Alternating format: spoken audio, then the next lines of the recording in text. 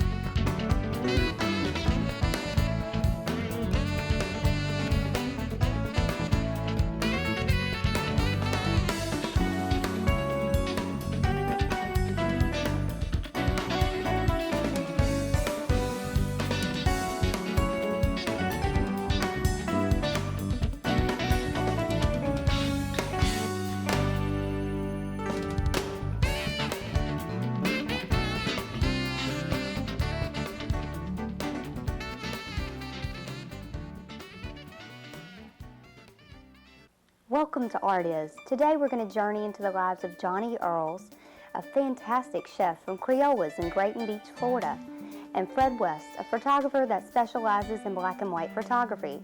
Arts and Crafts Festival, sponsored by the Eastern Shore Arts Center. Growing up in southeastern Louisiana, it was only natural that Johnny Earles was inclined to appreciate Cajun-style cuisine. Johnny continues to travel the globe, learning new cooking techniques that he incorporates into his own cooking style.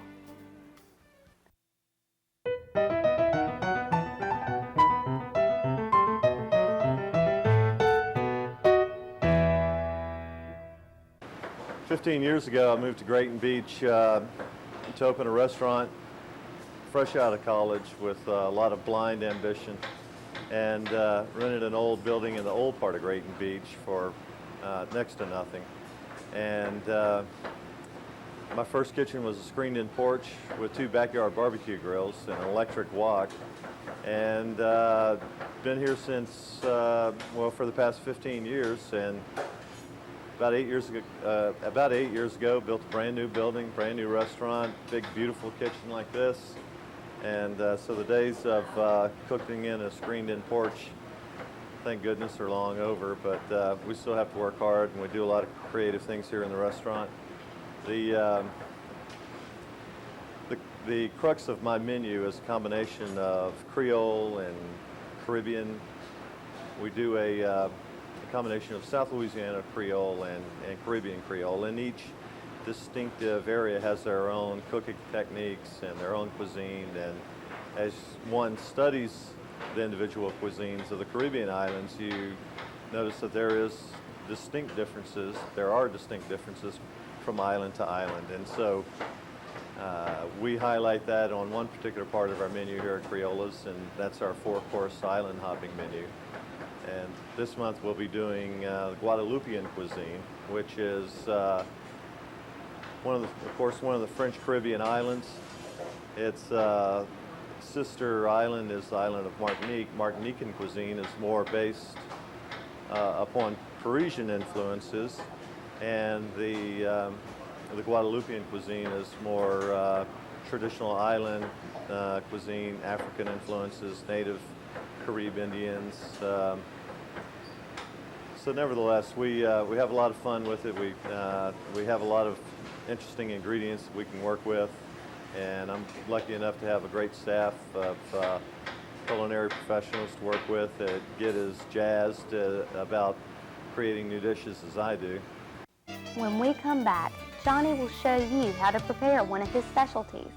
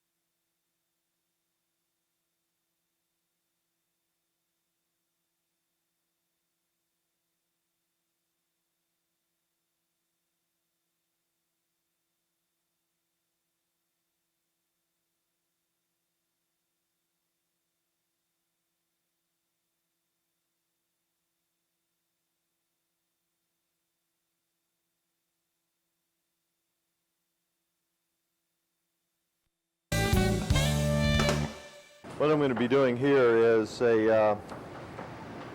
kind of a new style of Caribbean influenced duck. This is a Muscovy duck breast. I'm just trimming a little bit of the fat off of it right now.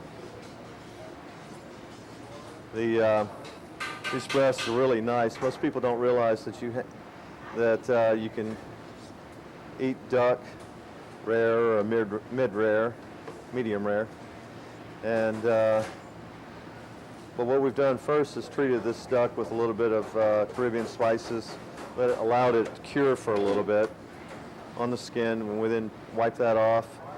I'm going to just take this duck, and it's best to slightly score the top of the skin to allow some of the fat to render out. But this duck is sort of an interesting presentation because we incorporate the use of vanilla beans, real nice vanilla beans, into a savory presentation. And at any rate, when rendering out the fat on this duck, I always like to just take my time with it, put it on sort of a medium flame, and not hurry it, because you want to be able to render out all the fats so the skin is nice and crisp, and not overcook the duck at the same time.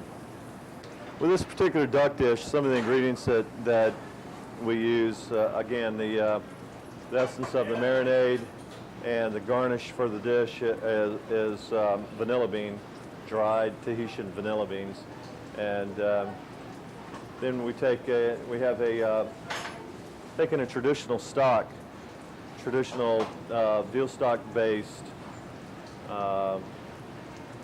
sauce, and incorporated mango, some jerk seasoning into it, various other island spices, if you will, allspice, a little bit of cardamom and coriander. And so what we do here at the restaurant is we take the elements of cooking that were laid down by generations of chefs, and then we incorporate new ingredients and maybe tweak it a little bit with some new cooking styles. Right now, all I'm taking is, as this duck renders down, I'll take this, which is a cake made from risotto,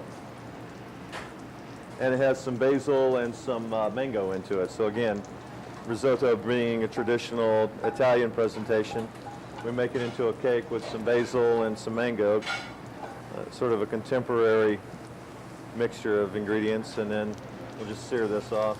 But so much of this kind of cooking can be done at home. I mean,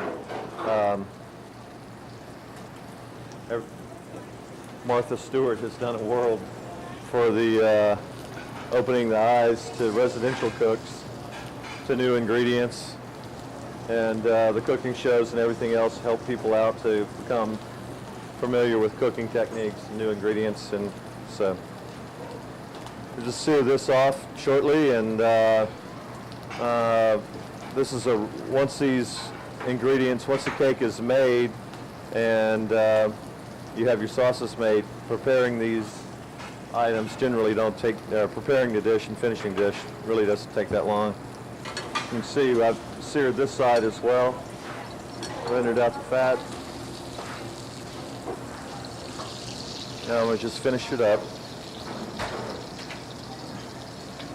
Sometimes I like taking the skin off of this and frying it a little bit more like cracklings, doing duck cracklings as you would pork cracklings.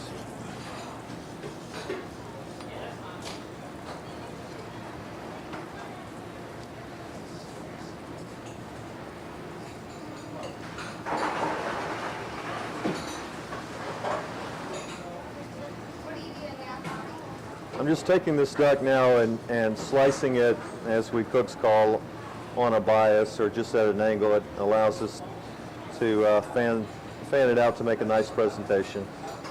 Oftentimes when I'm at home cooking for my wife and my son, they accuse me of spending a little bit too much time on making presentations out of something simple like, gosh, I don't know, chicken pot pie or something like that. So after this point, the duck's all really ready to go. It's cooked just like I like it, sort of medium rare-ish. Now I'll take this cake that I seared up, I'll bring it over.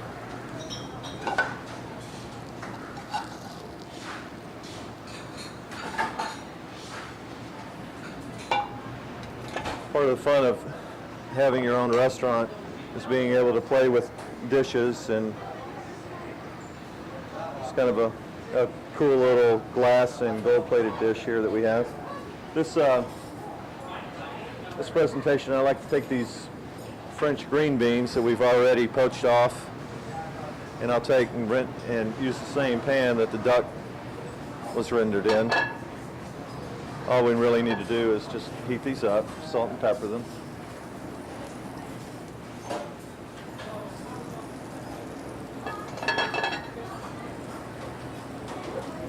In cooking, sometimes I like to incorporate a couple of different oils into a cooking style. I'll add just a little bit of the extra virgin olive oil to this to heat it up.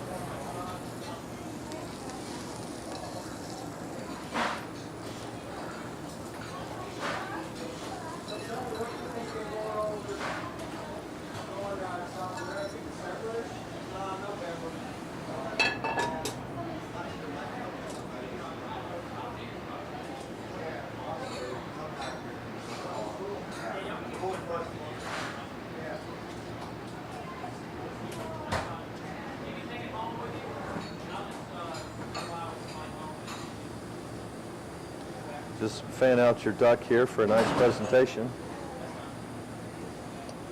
And then this is a plantain chip, a plantain being a green banana used in the tropical regions of the world. And we've made a little chip out of it for a little garniture. We'll put this underneath our cake. And here we have some vanilla bean that's been oven roasted and then pureed. Makes a nice little garniture for the plate, and for the duck itself, kind of finishes out that vanilla flavor.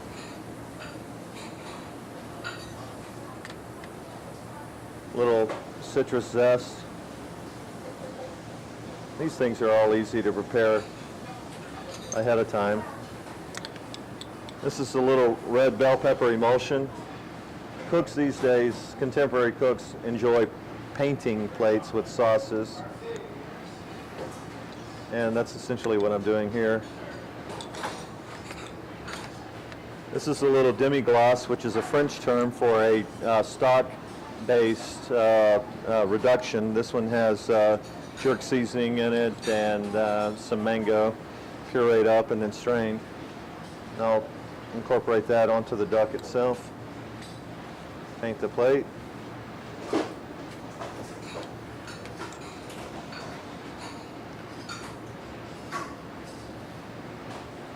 There we go. I would say the art of cooking is one that develops over time. I mean, you have to, when you first started cooking, when one first starts cooking professionally, you're intrigued by new techniques and new cooking styles. But until you have an appreciation for the history of cuisines and just the hundreds of thousands and millions of hours that have gone into creating cuisines over the ages, and all the work that has been laid out by the past chefs, until that happens, you're still a novice. You're still experimenting. And once you grasp that, then you by then have enough of a feel for the basic techniques to be able to really truly create on your own. And the art of it comes through just being able to be comfortable enough with cooking techniques, and then your creativity is released, and you're able to freely express that in your food. Next on Art Is, you'll get to know a gifted photographer from Mobile, Alabama. Under the oaks in Old Spring Hill, the Holiday Place, a charming shopping village with a variety of specialty shops. At Gold Art Designs and Jewelry, all work is done on site by experienced jewelers using precious metals, fine diamonds, and colored gems. Holiday Incorporated has finery for infants, children, preteens, and ladies, along with sportswear, swimwear, and accessories. The pavilion has a wide selection of unique gifts, frames, crystal, fine china, and accessories for the home. Experience the friendly personnel and truly affordable prices at Holiday Place, 4513 Old Shell Road.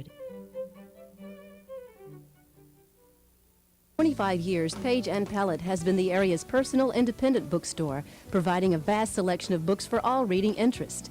Greeting cards, stationery, party supplies, invitations, and announcements from the whimsical to the elegant. Also, a wide selection of fine art supplies to meet the needs of the amateur artist as well as those of the most discriminating professional. Next door, the Lion's Share provides custom framing for shadow boxes, needlework, custom mirrors, multi-opening mats, hand-carved molding, and hand-painted frames. The Lion's Share is also a gallery featuring local artists such as Joe Patton, Ursula Mahler, Dean Joya, and Eugenia Foster, and the Lion's Share is the exclusive dealer of Walter Anderson block prints. Let the Lion's Share bring your pieces of artwork to life in the heart of downtown Fairhope. For the quest and fun of collecting, Robert Moore & Company offers it all. Disney Collectibles, Fenton Art Glass, Department 56 Villages, Fontanini Nativities, Boyd's Bear Collectibles, Snow Babies, Andrea Sadek, Precious Moments, Cherished Teddies, Ball and Brass, Karen Gnome,